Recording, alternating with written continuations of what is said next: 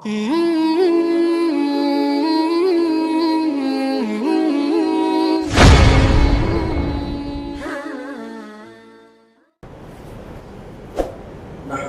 ونصلي على رسوله الكريم اما بعد اعوذ بالله من الشيطان الرجيم بسم الله الرحمن الرحيم ووصى بها ابراهيم وبنيه يعقوب يا بني ان الله اصطفى لكم الدين فلا تموتن الا وانتم مسلمون وقال سبحانه وتعالى يا أيها الذين آمنوا ادخلوا في السلم كافة ولا تتبعوا خطوات الشيطان إنه لكم عدو مبين قال النبي صلى الله عليه وسلم العلم نور أو كما قال عليه الصلاة والسلام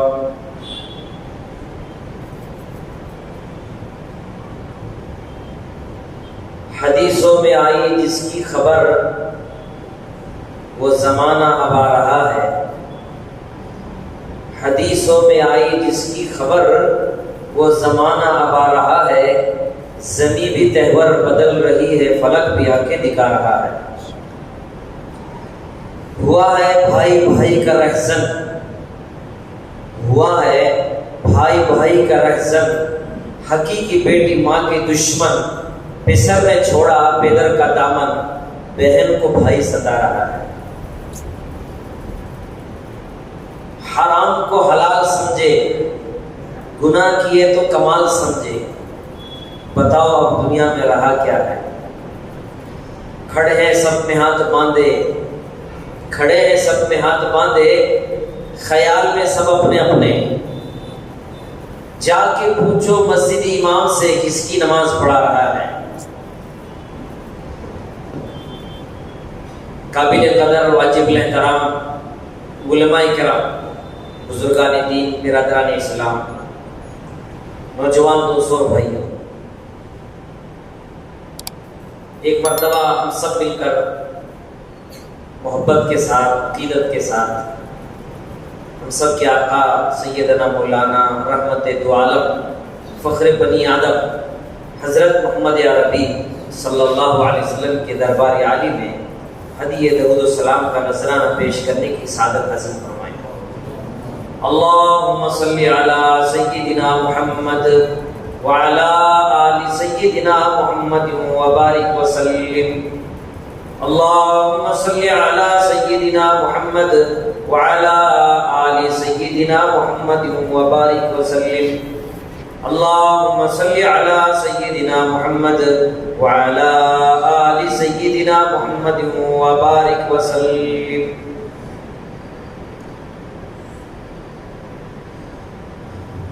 اس وقت ہمارا ماشاءاللہ باوضو بیٹھے ہیں، قبلہ رو بیٹھے ہیں، مسجد میں بیٹھے ہیں، اپنے علماء بزرگوں کے موجودگی میں بیٹھے ہیں۔ اس پر ہم اللہ کا جتنا بھی شکر ادا کریں کم ہے۔ خصوصیت کے ساتھ حضرت مولانا محمد علی صاحب ملی دعوت برکاتہ العالیہ کی دعوت پر ایک ایسا عنوان اور ایک ایسی جذباتی بات حضرت نے کہا کہ آپ کو کسی حال میں جمعہ کے دن مغرب کی نماز ہماری جامع مسجد میں آپ کو پڑھنا ہے۔ مکتب کے عنوان پر ہم لوگ دعوت چلا رہے ہیں، اس عنوان پر آپ کو کسی حال میں بات کرنا ہے۔ تو یہ میرے لیے یوں سمجھو اس طالب علم کے لیے حضرت کے موجودگی میں، علماء کے موجودگی میں میں اپنا بھولا ہوا سبق یاد کر رہا ہوں اور سنا رہا ہوں۔ دعا کریں کہ اللہ ہم سب کو حق کہنے کی، حق پر عمل کرنے کی توفیق عطا فرمائے۔ اس وقت آپ حضرات کی خدمت میں نے قرآن مقدس کی 2 آیت اور 1 حدیث میں نے آپ کی خدمت میں پیش کی ہے۔ جس میں ہم سب کے پیدا کرنے والے خالق و مالک حق جل مجدہ سبحان و تعالی نے ہم سے بلکہ ایمان والوں سے خصوصی خطاب اللہ پاک یہ فرما رہے ہیں کہ ایمان والوں اسلام میں مکمل داخل ہو جاؤ. یوں سمجھو کہ سر کے بال سے لے کر پیر کے ناخن تک ہماری زندگی میں اسلام ہونا چاہیے. ماں کے پیٹ سے لے کے خبر کے گود تک، گھر سے لے کر بازار تک، یا گھر سے لے کر مسجد تک، یا بازار سے لے کر پارلیمنٹ تک ہماری زندگی میں 100% اللہ کا دین ہونا چاہیے. اور خصوصی خطاب صرف ایمان والوں سے ہے کہ ایمان والوں اسلام میں مکمل داخل ہو جاؤ. اسلام میں مکمل داخل ہونے کا کیا مطلب ہے؟ کیا 5 وقت کی نماز پڑھنا ہی اسلام ہے؟ ماہ مبارک آ جائے تو روزے رکھنا اسلام ہے؟ صاحب نصاب ہو جائے تو زکوٰۃ دینے کا نام اسلام ہے؟ یا زندگی میں ایک مرتبہ جو صاحب نصاب ہونے کے بعد جس پر حج فرض ہوتا ہے، حج اور عمرے کرنے کا نام اسلام ہے؟ ہمارے اکابر علماء نے، مفسرین کرام، محدثین کرام، اللہ ان کے قبروں پہ ہزاروں رحمتیں اللہ پاک نازل فرمائے. ہمارے عزیزم مفتی عبدالعزیز صاحب نے ماشاءاللہ ایک اچھی نعت پیش فرمائی. انہوں نے اس نعت مقدس میں موتی کا تذکرہ زیادہ کیا. تو آج میں بھی اپنے اکابرین نے علم کے دریا میں گوتے لگا کر بہت سارے موتیاں ائمہ کرام نے، علماء نے، اولیاء اللہ نے، قطب ابدال، غوث دستگیر، پیران پیر، خواجہ لوگوں نے، ہمارے اکابرین نے بہت سے موتی امت کے سامنے رکھے. 2-4 موتی آپ کی خدمت میں رکھ دیں تاکہ ہمیں عمل کرنا آسان ہو. سب سے پہلے اسلام نماز، روزہ، حج اور زکوٰۃ کا ہی نام نہیں ہے، بلکہ اکابر علماء مفسرین کرام فرماتے ہیں اسلام نام ہے 5 چیزوں کا. سب سے پہلے ہمارا عقیدہ درست ہونا چاہیے، دوسرے ہماری عبادات صحیح ہونا چاہیے، تیسرے ہمارے معاملات صحیح ہونا چاہیے، چوتھی ہماری معاشرت صحیح ہونی چاہیے، اور 5ویں ہمارے اخلاق صحیح ہونا چاہیے. اس کا نام ہے اسلام. خصوصی طور پر ایک لمبے عرصے سے جس علاقے میں ہم اور آپ رہتے ہیں، یا بہت مشکل سے کوئی عالم، کوئی حافظ ملتا تھا، یا اللہ کا کرم و احسان ہے کہ ایسے کے گزرے زمانے میں اور ایسے پرفکر ماحول میں میں عام طور پر کہا کرتا ہوں جتنے ہماری یہ ندیاں، کرشنا ندی، کٹمپرم ندی بہتی ہیں، اس سے زیادہ ہمارے علاقوں میں شرک کی ندیاں بہتی ہیں. بغاوت کی، جہالت کی، غفلت کی، ریاکاری کی، منمانی کی ندیاں بہتی ہیں. عجیب قسم کے حالات ہمارے محلوں میں، ہماری بستیوں میں، خاص طور پر مشہور ہے ہمارے بیجاپور ضلع میں بھاگے واڑی. تو یہاں شرک اور بدعات بہت زیادہ ہوتے ہیں.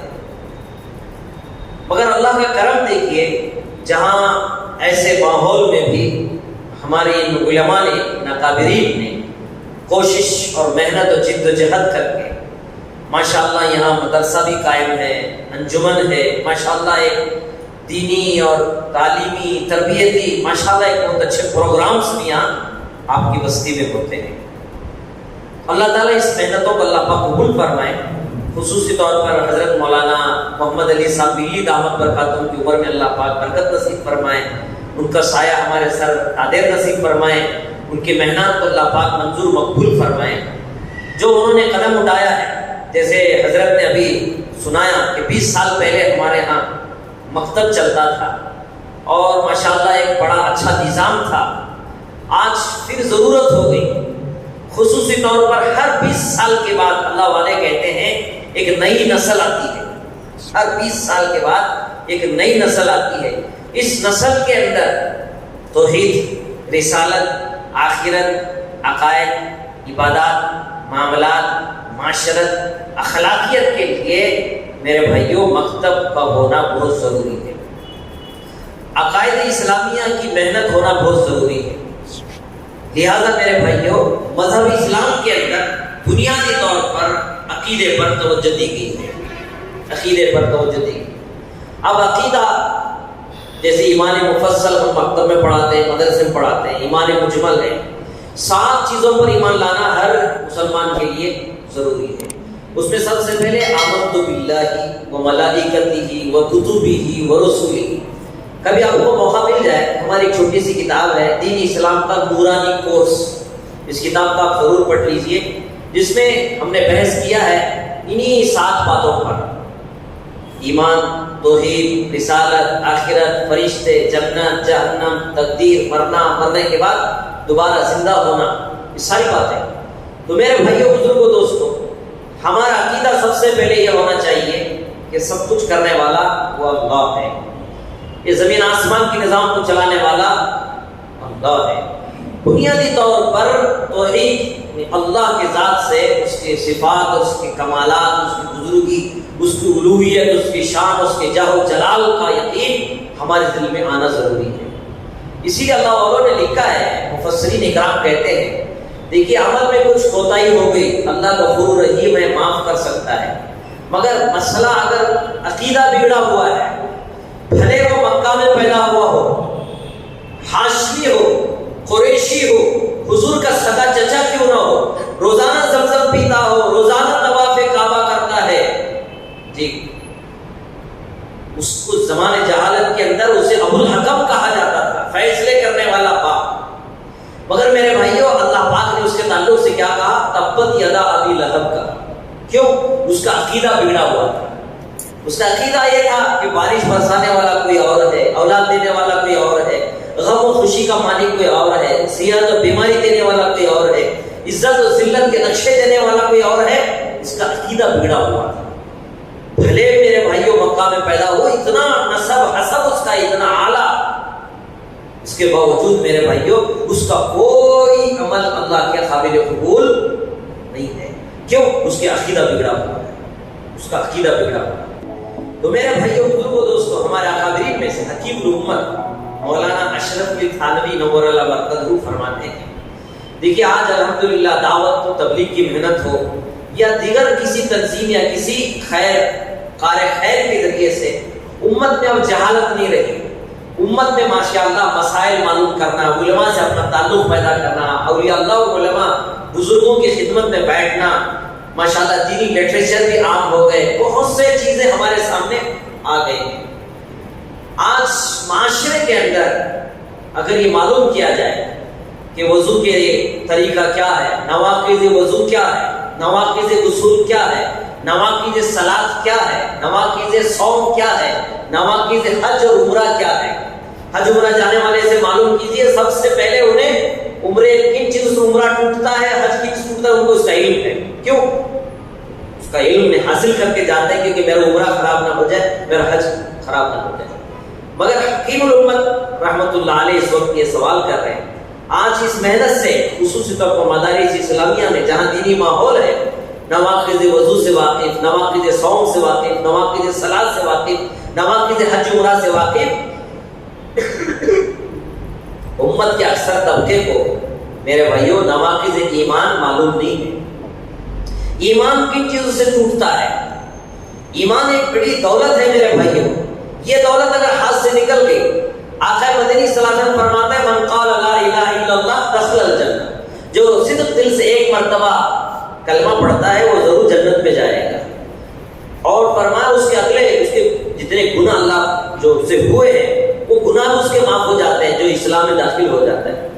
جتنا آسان ہے اسلام میں داخل ہونا، نکلنا بھی اتنا ہی آسان ہے، تھوڑے تھوڑے باتوں سے اسلام سے خارج ہو جاتے ہیں۔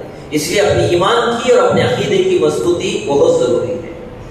دوسری بات میرے بھائیوں، ہمارے آقا حضرت محمد رسول اللہ صلی اللہ علیہ وسلم آخری نبی ہیں، آپ کے بعد کوئی نبی آنے والے نہیں ہیں۔ اسی لیے ایک حدیث میں آپ کو سنا دیتا ہوں، آقا فرماتے ہیں انا سید الانبیاء والاولین والآخرین وخاتم النبیین لا نبی بعدی۔ اے لوگوں، میں تمام اولین آخرین کا سردار ہوں، نبیوں کا رسول، میں سردار بن کر اللہ نے مجھے بھیجا، نبی بنا کر مجھے بھیجا، رسول بنا کر اللہ نے مجھے بھیجا ہے، اور میں خاتم النبیین ہوں، میرے بعد کوئی نبی آنے والے نہیں۔ تو میرے بھائیوں، بنیادی طور پر اللہ کے بعد ہمیں اپنے نبی کے تعلق سے عقیدہ ہونا چاہیے کہ ہمارے نبی کی کی زندگی ہمارے لیے مشعل راہ ہے۔ آقا کی سنت و شریعت میں ہدایت چھپی ہوئی ہے۔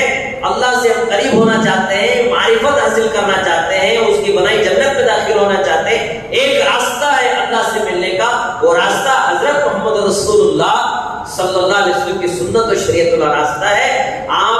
ہمارا عقیدہ ہونا چاہیے کہ ہمارے آقا آخری نبی ہیں، یہ امت آخری امت ہے، اس کے بعد کوئی امت نہیں ہے، ہمارے نبی کے بعد کوئی نبی آنے والے نہیں۔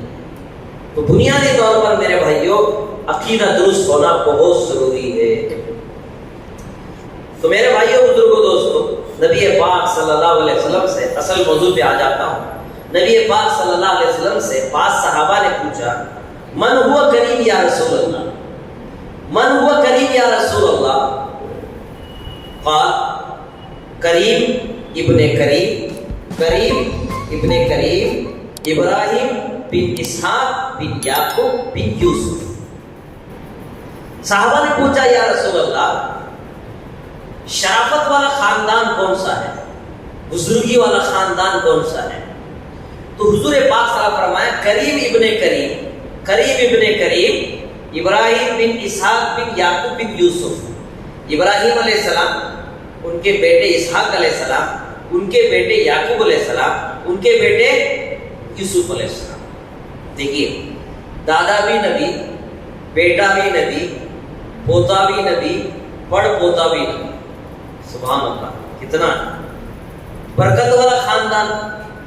ایک روایت میں آتا ہے ابو البشر حضرت آدم علیہ السلام ہے، آدم ثانی حضرت نوح علیہ السلام کو کہا جاتا ہے، مگر ابو الانبیاء حضرت ابراہیم علیہ السلام کو کہا جاتا ہے۔ ابو الانبیاء، ایک روایت میں یہ بات آتی ہے ابراہیم علیہ السلام کے جو دو لڑکوں کا ذکر ہے، اسحاق علیہ السلام، اسماعیل علیہ السلام۔ اسحاق علیہ السلام کے خاندان سے یعنی آپ کے نسل سے 70,000 انبیاء نبی علیہ السلام آئے، اور اسماعیل علیہ السلام کے خاندان سے حضرت نبی پاک محمد عربی صلی اللہ علیہ وسلم دنیا میں تشریف لائے۔ آپ اندازہ لگائیے کتنا بڑا خاندان، اور ابو الانبیاء کا خاندان جن کے دادا یعنی خود ابراہیم علیہ السلام جو دادا ہیں وہ بھی نبی، کے بیٹے اسحاق علیہ السلام نبی، ان کے اور ایک بیٹے اسماعیل علیہ السلام وہ بھی نبی، یعقوب علیہ السلام کے ابا اسحاق علیہ السلام نبی، یعقوب علیہ السلام کے چچا اسماعیل علیہ السلام نبی، ان کے بیٹے اسماعیل علیہ السلام، ان کے بیٹے یوسف علیہ السلام بھی نبی ہیں۔ مگر میرے بھائیو بزرگوں دوستو، یہ انبیاء نبی علیہ السلام خاص طور پر قرآن مقدس میں اللہ پاک نے حضرت یعقوب علیہ السلام کے موت کے وقت کا تذکرہ اللہ پاک نے فرمایا، جو وہ دنیا سے جانے کے وقت ہے، اس حضرت یعقوب الموت فرمایا۔ جب یعقوب علیہ السلام کے موت کا وقت ہے، عام طور پر موت کے موقع پر آخری وقت پر ان کے بچے، ان کے چاہنے والے قریب ہوتے ہیں۔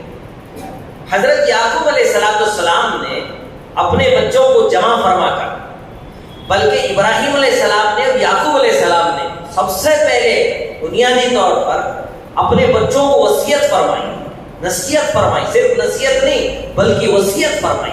کیا کہا؟ وصّى بها ابراہیم بنیہ یعقوب یا بنی ان اللہ اصطفى لكم الدین فلا تموتن الا وانتم مسلمون۔ وصیت کی ابراہیم علیہ السلام نے اور یعقوب علیہ السلام نے اپنے بیٹوں سے، میرے بچوں، میں تمہیں وصیت کرتے اس بات کی کہ اللہ نے تمہیں دین اسلام کو چن کر دیا ہے، دین اسلام کو تمہیں چن کر دیا ہے، انتخاب کیا ہے اللہ نے تمہارے دین اسلام کو تمہارے لیے۔ دیکھو فلا تموتن الا وانتم مسلمون، نہ مرو اس حال میں کہ تم سچے پکے مسلمان بن کے مرو۔ تمہاری زندگی میں 100% دین ہونا چاہیے، تمہاری زندگی میں 100% اللہ اور آخرت کی فکر تمہاری زندگی میں ہونا چاہیے۔ دیکھیے اتنا بڑا خاندان، اب ایک سوال پیدا ہوتا ہے عام طور پر، دیکھو دادا بھی نبی ہو، بیٹا بھی نبی ہو، پوتا بھی نبی ہو، پر پوتا بھی نبی ہو، کیا اس بات کا یقین کیا جا سکتا ہے کہ اسلام سے ہٹ جائیں گے، شریعت سے ہٹ جائیں گے، دین سے ہٹ جائیں گے، نبی کی سنت و شریعت سے ہٹ جائیں گے؟ جس گھرانے میں نبوت ہو، جس گھرانے میں رسالت ہو، جس گھرانے میں سدرۃ المنتہا سے جبریل علیہ السلام سلام دے کر اللہ کے دربار سے حاضر ہوتے ہو، جہاں قال اللہ قال رسول کی صدائیں گونجتی ہو، ہو، پاک دامنی، حیا، تقوی، پرہیزگاری، الہیت، توکل، صبر کی تعلیم جس گھر میں ہوتی ہو، کیا وہ دین سے، اسلام سے، شریعت سے آخرت کو بھول کر من چاہی زندگی گزار سکتے ہیں؟ ایسا سوال ہو سکتا ہے میرے بھائیو؟ کبھی نہیں ہو سکتا۔ مگر اس کے باوجود حضرت ابراہیم علیہ السلام اور یعقوب علیہ السلام اپنے بچوں سے کہہ رہے ہیں، تمہیں تاکید کرتے ہیں، وصیت کرتے ہیں اس بات کی کہ دیکھو، اسلام پر ہی مرنا، اسلام پر ہی جینا، اسلام پر ہی مرنا، اسلام پر ہی جینا، وصیت کیا جا رہا ہے۔ اور جب دنیا سے جانے کا وقت آ رہا ہے حضرت یعقوب علیہ السلام کا، بچوں کو جمع کر کے پوچھ رہے ہیں، ما تعبدون من بعدی، بتاؤ میرے مرنے کے بعد تم کس کی عبادت کرو گے؟ سبحان اللہ، اللہ کو یہ ادا اتنی پسند آ گئی، ان کی وصیت اور ان کی نصیحت، ان کا یہ سوال کرنا اتنا پسند آ گیا، اللہ نے اس کو حصہ بنا دیا قرآن مقدس کا، اس کا حصہ بنا دیا۔ یہ ہمارے لیے نصیحت ہے، عبرت ہے۔ کیوں؟ یعقوب علیہ السلام جس جگہ پہ رہتے تھے وہ مصر والا علاقہ تھا، وہاں اکثریت شرک، بدعت، جہالت، غفلت، پوجا پاٹ ہوتے تھے، جانوروں کی پوجا ہوتی، پتھروں کی پوجا ہوتی، چاند سورج کی پوجا ہوتی۔ ایک عجیب سما اس علاقے میں، اس ملک کے اندر تھا۔ مسلمان اس وقت اسلام اور دین پر چلنے والے اقلیت میں تھے، تھوڑی مقدار میں، اور یہ نبوت والا گھرانہ، ان کی محنت کوششیں جو ہو رہی تھی، حضرت یعقوب علیہ السلام کو اس بات کی فکر ہو گئی کہ کہیں جو میرا گھرانہ، جو میری اولاد، میری نسلوں کے اندر یہ جو ماحول ہے شرک و بدعت کا، یہ جو ماحول ہے چاند سورج کی پوجا کرنے کا، یہ جو ماحول ہے بے حیائی اور گناہ اور جرائم کا، ان کی صحبت میں رہتے ہوئے کہیں میرے اولاد متاثر نہ ہو جائے، میرے اولاد اس پر عمل کرنے والا نہ بن جائے۔ اس لیے نبوت والی زبان سے، جن کے گھر میں نبوت ہے، جن کے گھر میں رسالت ہے، وہ نبی جن کی اولاد بھی نبی ہے، جن کے دادا نبی ہے، جن کے ابا نبی ہے، وہ اس بات کی فکر کر رہے ہیں کہ میرے اولاد کی زندگی سے کہیں دین نہ نکل جائے، شریعت نکل نہ جائے، دین اور ایمان کی زندگی باقی رہے۔ اس لیے میں تمہیں پوچھتا ہوں، میرے مرنے کے بعد تم کس کی عبادت کرو گے؟ میرے مرنے کے بعد تم کس کی عبادت کرو گے؟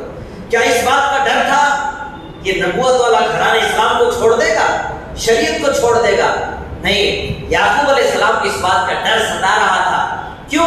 ماحول گندا ہے، ماحول گندا ہے، بے حیائی کا ماحول ہے، شرک کا ماحول ہے، بدعت اور جہالت کا ماحول ہے۔ کہیں ایسے ماحول میں رہ کر میری اولاد اسلام اور دین، ایمان اور شریعت کو سے ہاتھ دھو نہ بیٹھے، اس لیے ان کی فکر تھی۔ تو میرے بھائیوں، بزرگوں، دوستوں، ان مبارک ہستیوں کی فکریں اور کوششوں کو سامنے رکھ کر تھوڑا آنکھ بند کرو، اپنے سینے پہ ہاتھ رکھو۔ جس علاقے میں، جس معاشرے میں، جس ماحول میں، اور خصوصی طور پر جس ملک کے اندر ہم اور آپ رہ رہے ہیں، بقول مولانا ملت رحمانی صاحب رحمت اللہ علیہ کا قول ہے، آزادی سے پہلے اور آزادی کے بعد، اب سے 70 سال، آزادی سے پہلے انگریزوں نے 200 سال، آزادی کے بعد 70 سال سے اس بات کی کوشش کی جا رہی ہے ہماری زندگی سے، ملک بھارت کے رہنے والے مسلمانوں کی زندگی سے اسلام نکل جائے، شریعت نکل جائے، دین نکل جائے۔ انہوں نے باقاعدہ پلاننگ کی، مشورے کی، اپنے علاوہ کی مجلس میں نے سنا ہے، انہوں نے کہا ہماری زبان پیش کرو سب سے پہلے، انگریزی زبان۔ انہوں نے انگریزی زبان پیش کی۔ موجودہ اس وقت کے علماء نے کہا کہ زبان جو بھی ہے وہ سیکھ سکتے ہیں، اس میں کوئی قباحت نہیں ہے، زبان ہوتی ہے، زبان سیکھو، انگریزی زبان سیکھو۔ پورے ملک بھارت میں انگریزی کا چرچا ہوا، لوگ انگریزی پڑھنے لگے، انگریزی جاننے لگے، انگریزی بولنے لگے۔ کہا کہ اب پورے ملک میں انگریزی بولی جا رہی ہے، محنت کی جا رہی ہے، دوبارہ کیا کرنا چاہیے؟ انگریزوں نے مشورہ کیا کہ دیکھو اب ہماری تہذیب، ہمارے لباس ان کو پیش کرنا چاہیے۔ لباس پیش کیا گیا۔ اس وقت موجودہ ہندوستان میں لوگوں نے لباس کو بھی پسند کیا۔ جب لباس پسند کیے تو پھر انگریزوں نے کہا کہ دیکھو ان پر ایک کام کریں، ہم اپنی تہذیب پیش کریں کہ ہم کیسے کھاتے ہیں، کیسے پیتے ہیں، کیسے اڑتے ہیں، کیسے سوتے ہیں، کیسے چلتے ہیں، ہمارے غم اور خوشی کے کیسے سما ہوتے ہیں وہ ان میں پیش کیا ہے۔ لوگوں نے اسے بھی قبول کیا، ان کی تہذیب کو بھی قبول کیا، ان کے رنگ میں رنگنے لگے۔ بلکہ تو میں اس وقت کہتا ہوں انگریز سے بھی آگے چلے گئے، انگریز سے بھی آگے چلے گئے بہرحال۔ مگر انگریزوں نے کہا کہ ہم نے اپنی زبان پیش کی ملک بھارت میں، یہاں کے رہنے والے مسلمان زبان کو بھی قبول کیے، ہمارے لباس بھی قبول کیے، ہماری تہذیب و تمدن بھی قبول کیے۔ اب وقت آ گیا ہے کہ ہم اپنا دین بھی انہیں پیش کریں، ہم اپنا دین پیش کریں۔ انہوں نے جب دین پیش کیا تو کسی نے بھی ان کے دین، ان کے مذہب کو قبول نہیں کیا۔ تو انہوں نے تحقیق کی کہ بھئی یہ کیا بات ہے، اس ملک بھارت کے رہنے والے مسلمان سب قبول کر رہے ہیں مگر دین، ایمان اور شریعت کو کیوں نہیں چھوڑ رہے؟ تو انہوں نے ایک ٹیم پورے ملک بھارت کے سروے کے لیے ہندوستان میں بھیجا۔ وہ سروے کر کے دلی پہنچی 4-5 مہینے کے بعد۔ تو اس سروے کرنے والی جماعت نے کہا کہ آپ جو کہہ رہے ہیں کہ ملک بھارت سے اسلام ختم کرنے کا جو پروگرام ہے اور اپنا دین، اپنی شریعت کو پیش کرنا چاہتے ہیں، یہ تو ناممکن ہے، یہ تو ناممکن ہے۔ بولے کیوں؟ ایک نے کہا اس کی وجہ یہ ہے کہ ان کے یہاں علماء ہیں، علماء ان کے یہاں علماء ہیں، یہ علماء جیسے کہتے ہیں ویسے چلتے، ان کو ختم کرنا ہوگا۔ اس پر بھی انہوں نے کہا کہ نوٹ کیا کہ وہ علماء کو ختم کیا ہے۔ ایک لمبی تاریخ ہے اس ملک کے بھارت میں اکابر علماء دیوبند نے خاص طور پر جو محنتیں قربانیاں دی ہیں، چاندنی چوک سے لے کر میرٹھ تک کے جتنے درخت تھے جہاں ہزاروں علماء کو پھانسی دی گئی ہے۔ ایک شاندار تاریخ ہے اپنے اکابر علماء کی، کبھی موقع مل جائے تو ضرور اسے یاد کرنا چاہیے اور سننا چاہیے اپنے